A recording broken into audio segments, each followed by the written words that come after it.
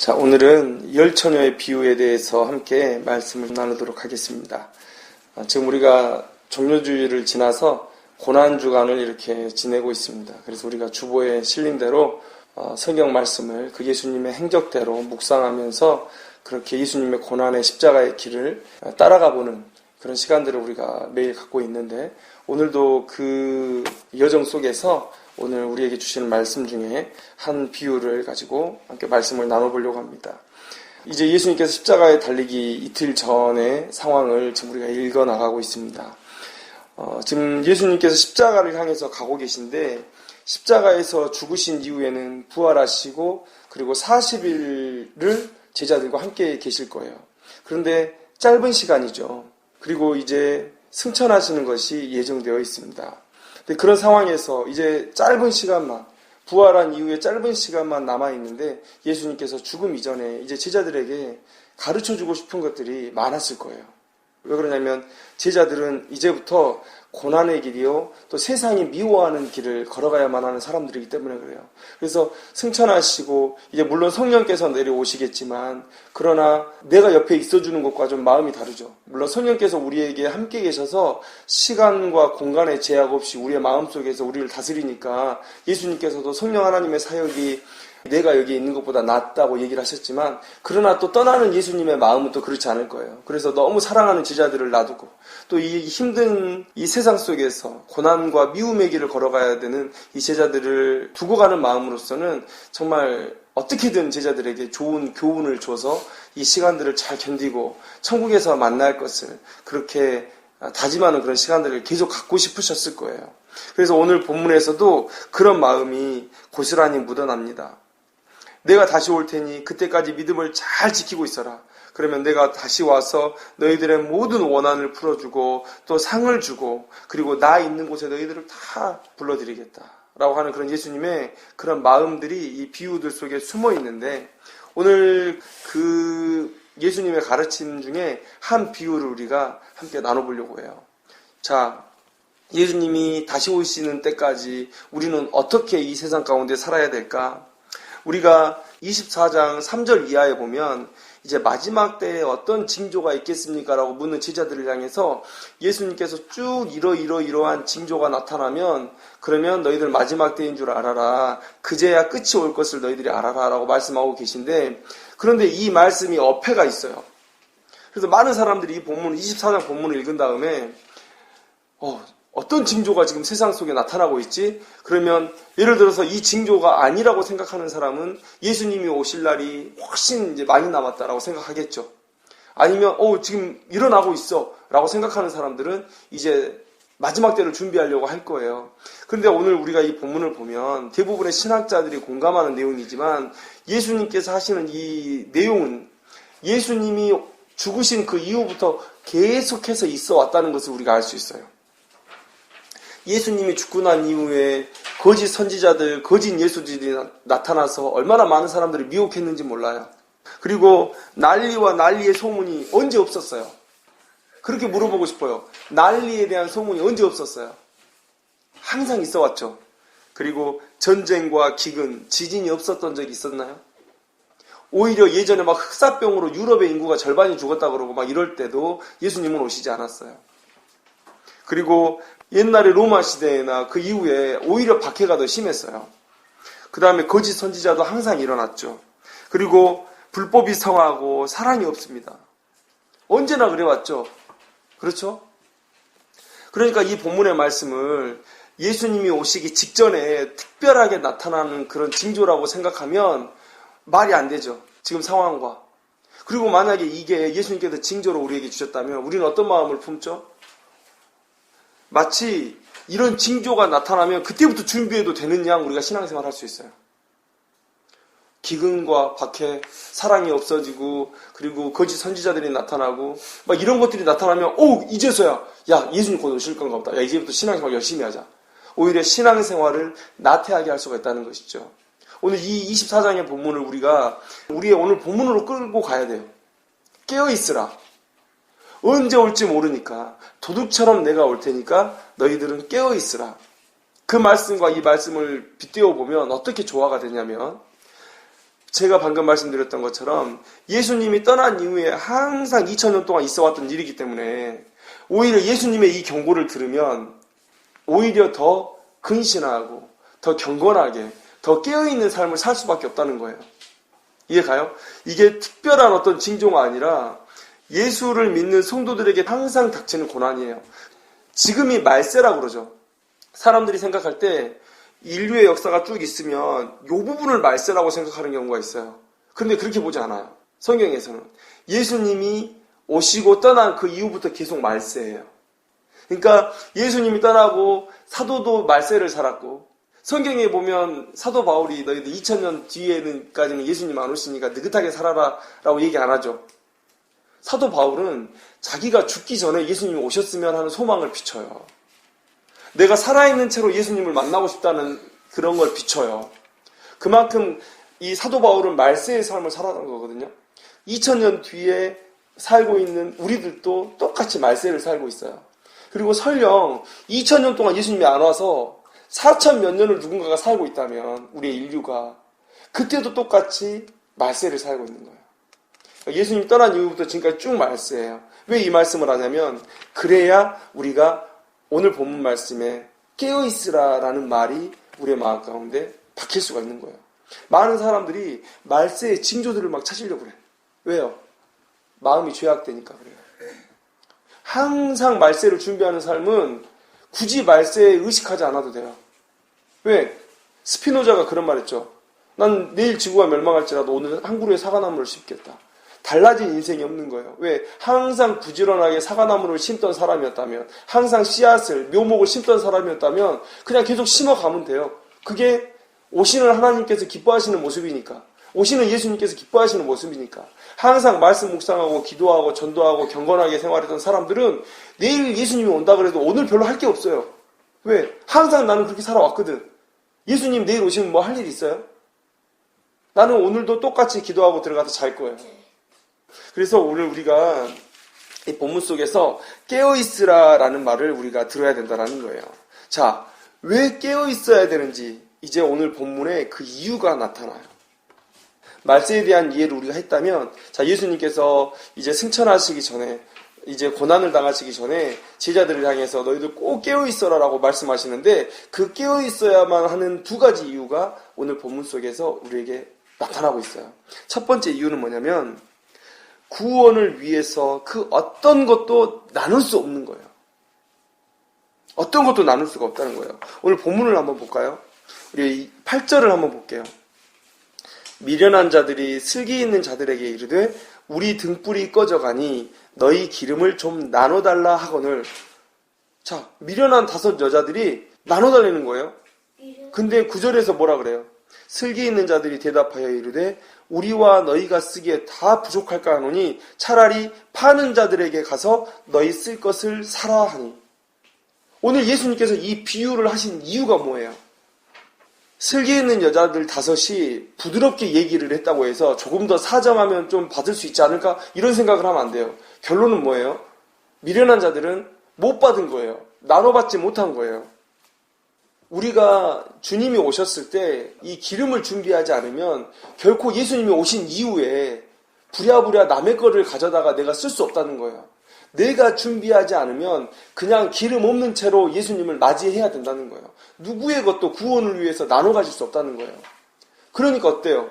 지금부터 준비하는 거예요. 예를 들어서 우리가 학교에 갔는데 친구들이 연필을 10자루, 5자루씩 갖고 다녀요. 학교 가는 길 중간에서 내가 연필 안 갖고 왔다는 걸 알았어요. 그러면 이렇게 생각하는 사람들이 있어. 학교 가서 친구들에게 빌렸으면 되지.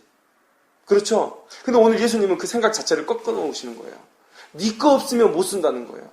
그럼 어떻게 해요? 이런 생각을 갖고 있는 사람들은 생각하는 그 순간, 그 즉시 바로 집으로 뛰어갈 거예요. 아니면 문방구로 뛰어갈 거예요. 내가 쓸 수 있는 연필을 준비할 거예요.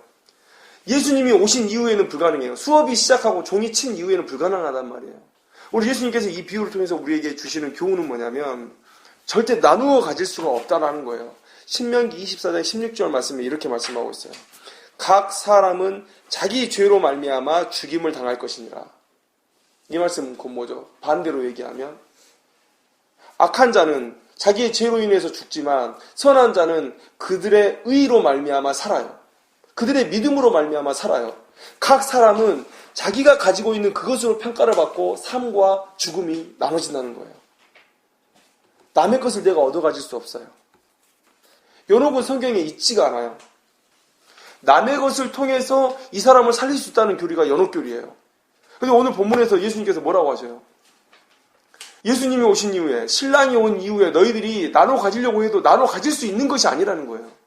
너희들이 가진 믿음, 너희들이 한 수고, 그것들을 통해서 구원을 받지 절대 남의 것 가지고 너희들 구원 못 받는다라고 말하고 있는 거예요. 거지 나사로 얘기 알죠? 죽자마자 거지 나사로는 아브라함의 품, 천국을 상징하는 거예요. 아브라함의 품에 갔고, 그 다음에 부자는 이 세상에서 넉넉히 떵떵거리고 살고 좋은 곳, 좋은 옷 입고 먹고 살던 사람은 지옥에 갔어요. 근데 뭐라 그래요? 아브라함이 천국에 못 온다. 왜? 큰 구렁텅이가 천국과 지옥을 가로지르고 있기 때문에 여기서도 거기를 갈 수 없고 거기서도 여기로 올 수 없다는 거예요. 한 번 결정되면 끝나는 거예요. 연옥이라는 게 있지도 않고 한 번 지옥에 가고 한 번 천국에 간 사람들은 거기서 이동 자체가 안 돼요. 왜? 하나님의 예정된 그 선택 안에서 결정이 이미 됐기 때문에. 근데 죽은 부자가 이렇게 얘기해요. 죽은 부자가 나에게 5 형제가 있습니다. 내 5 형제에게 말해서 나를 위해서 공로를 좀 쌓게 해주셔서 나를 천국 좀 보내주게 좀 해주세요. 이렇게 부탁했나요? 아니에요. 자기는 이미 소망이 없어요. 그래서 5 형제들이 이곳에 오지 않도록 좀 이 상황을 알려주십사라고 부탁하는 거예요. 그러니까 이 5 형제들에게 천국과 지옥이 있음을 얘기해서 이 사람들이 열심히 나를 위해 공로를 쌓아서 나를 지옥에서 천국으로 옮겨주십시오 이 얘기를 한 게 아니고 자기는 이미 끝났어. 소망이 없어요. 어떤 기대도 없어요. 본문을 읽어보면. 근데 그냥 내 5 형제가 이곳에 오지 않게 좀 해주세요라고 하는 거예요. 지옥에 간 부자였던 이 사람은 어떤 생각을 이미 갖고 있는 거예요? 아브라함의 얘기를 듣고 여기서 못 간다. 가고 오질 못한다라는 걸 이미 알고 있는 거예요. 그러니까 오늘 우리가 깨달아야 되는 건 뭡니까? 첫 번째, 다른 사람의 공로로, 다른 사람의 믿음으로 내가 천국 갈 수 없다는 거예요. 내가 준비해야만 된다는 거예요. 내가 해야만 된다는 거예요. 오늘 예수님께서 이제 고난을 당하시기 직전에, 죽음을 당하시기 직전에 이 땅에 남아있는 제자들을 향해서 믿음에 수고할 것, 세상의 미움을 감당할 것을 얘기하면서 너희들이 해야 된다는 거예요. 너희들이. 자, 2번째 우리에게 주시는 교훈은 뭐예요? 주님이 오신 이후에는 다시 준비할 기회가 없다는 거예요. 다시 준비할 기회가 없다. 오늘 9절 말씀 한번 볼까요? 슬기 있는 자들이 대답하여 이르되 우리와 너희가 쓰기에 다 부족할까 하노니 차라리 파는 자들에게 가서 너희 쓸 것을 사라 하니 10절에 그들이 사러 가는 사이에 신랑이 오므로. 자, 아까도 얘기했지만 이 이야기는 비유예요. 비유. 만약에 이게 실제 사건이었다면 신랑이 기름을 사러 간 사이에 올 수도 있고 재수가 없었어.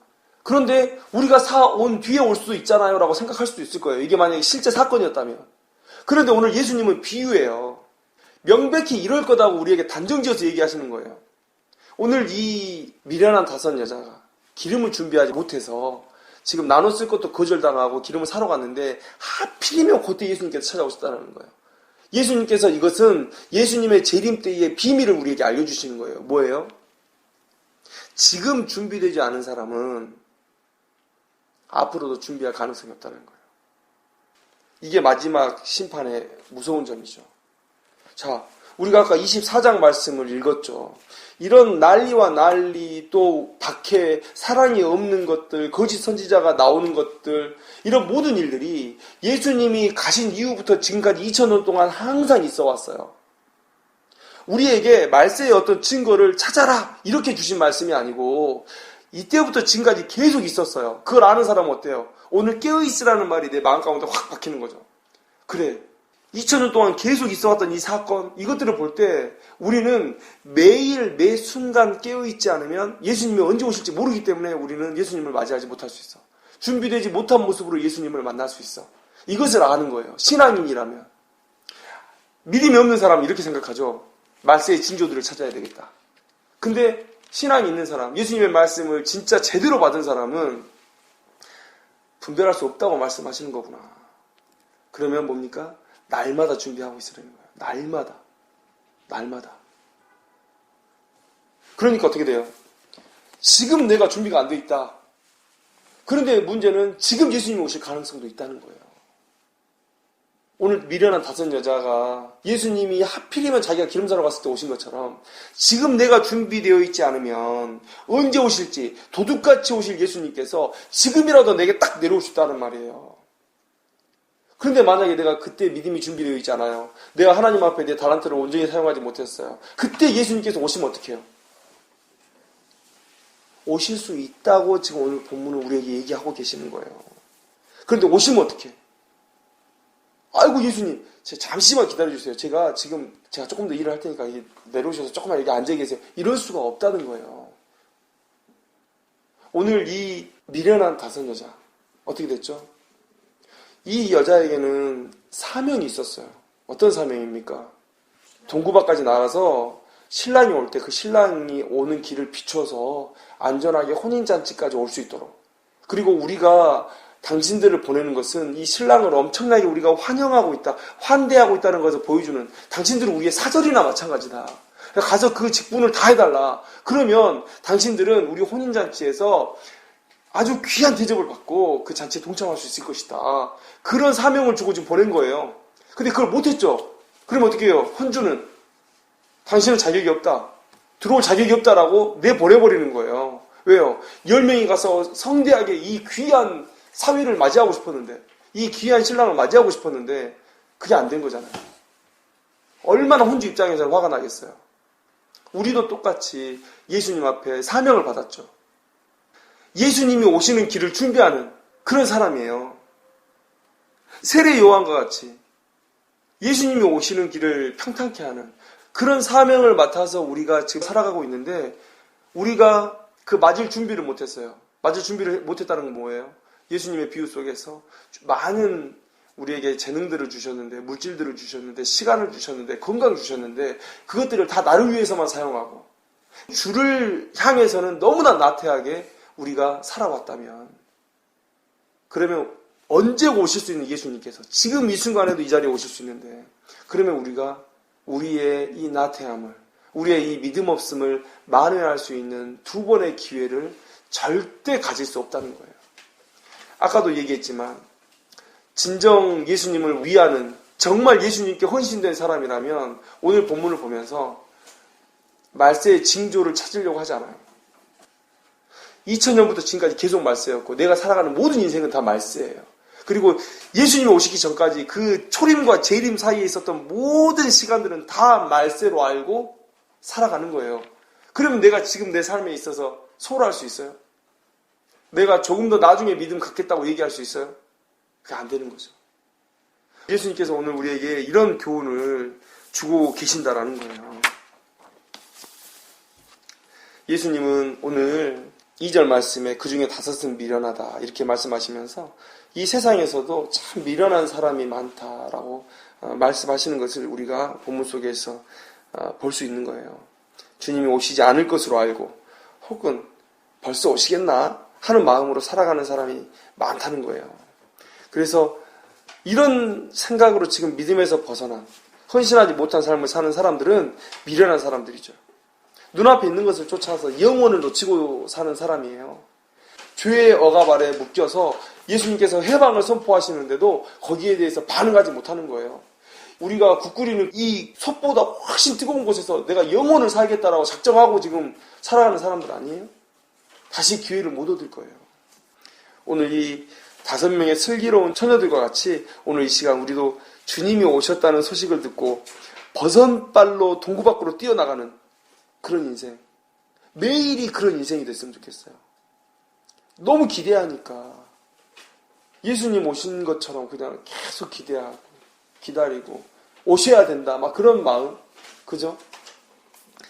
우리가 종말론을 너무 강조해가지고 막 두려움 가운데 사는 사람들이 있어요. 근데 기독교 신자들은 또 너무 말세와 멀어진 삶을 살고 있죠. 이 2개를 조화를 시켜야 돼요. 아름답게 조화. 우리가 계시록 가장 마지막 한 절 앞에 보면 마라나타를 풀어놨어요. 주 예수여 어서 오시옵소서. 이 말씀을 풀어놨는데 우리가 이런 삶을 살기를 원해요. 누구나. 왜냐? 예수님께서 오시는 날은요. 우리의 모든 죄의 속박으로부터 풀어나고 우리의 모든 원통한 것들이 다 해결이 되죠. 그동안 우리가 죄의 어둠의 마귀의 세상의 모든 억압을 받고 살아왔잖아요. 믿음 때문에. 예수님이 오셔서 그걸 다 해결하시고 우리를 귀하다 여기시고 천국으로 우리를 이끄셔서 모든 그동안의 고생에 대한 넉넉한 보상을 진짜 우리가 감당할 수 없는 보상을 해주시는 거예요. 예수님 오시는 날이 너무 귀하잖아요. 그러니까 우리가 마라나타 해야 되는데 왜 두려움 가운데 그 시간들을 맞이하죠? 오늘 이 슬기로운 다섯 처녀와 같지 않으니까 그래요. 미련한 다섯 처녀와 같이 우리가 오늘의 삶을 제대로 하나님 앞에 살지 못했기 때문에 그래요. 그래서 오늘 우리가 이 시간에 예수님이 오시도록 마라나타를 좀 외쳤으면 좋겠어요. 마라나타 주 예수여 어서 오시옵소서. 제가 너무나 고대합니다. 그럼 어떻게 하면 그게 가능해요? 내가 오늘 내 삶을 바르게 하나님께서 원하시는 예수님께서 원하시는 그런 모습으로 살면 우리 입에서 그냥 자연스럽게 마라나타가 나오는 거예요. 그런데 이도저도 아닌 사람들 많죠. 세상에서도 치여 복음으로도 치여. 아니 복음을 외면하고 갈 거면 세상에서라도 잘 살든가. 이제 세상에서도 못 사는데 예수 믿지도 않아.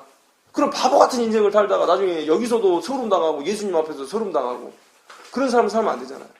우리가 세상의 것은 우리가 버린 인생들이에요.